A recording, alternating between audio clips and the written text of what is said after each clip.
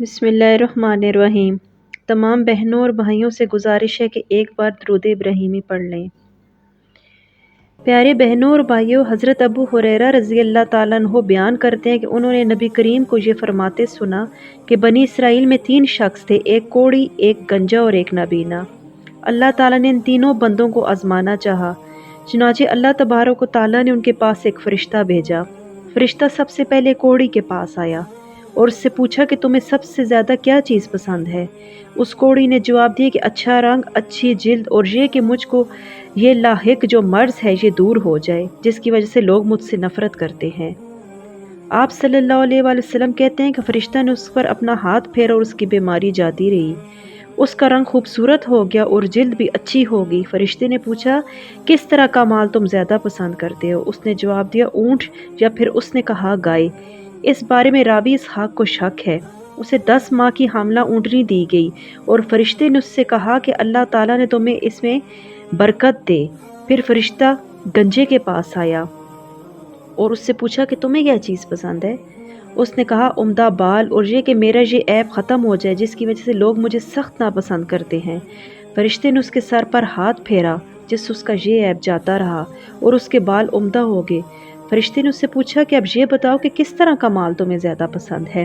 اس نے کہا گائے یا اونٹ، چنانچہ اسے حاملہ گائے دے دی گئی۔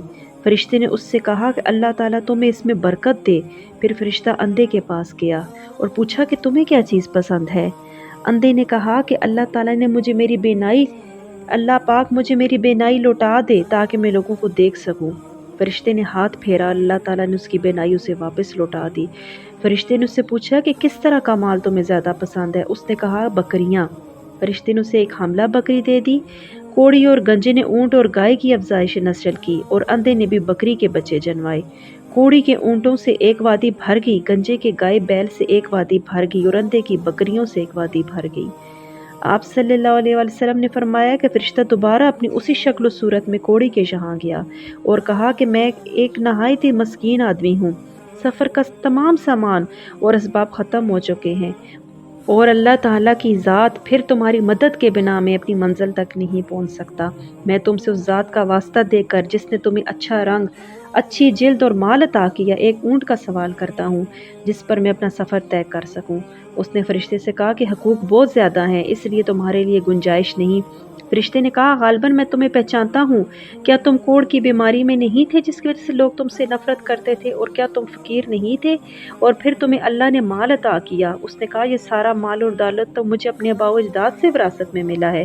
اس پر فرشتے نے کہا کہ اگر تم جھوٹے ہو تو اللہ پاک تمہیں اپنی پہلی حالت پر لوٹا دے۔ پھر فرشتہ اپنی اسی شکل و صورت میں گنجے کے پاس گیا اور اس سے بھی وہی کچھ کہا جو کوڑی سے کہا۔ اس گنجے نے بھی وہی جواب دیا جو کوڑی نے دیا تھا۔ فرشتے نے کہا اگر تم جھوٹے ہو تو اللہ پاک تمہیں تمہاری پہلی حالت میں لوٹا دے۔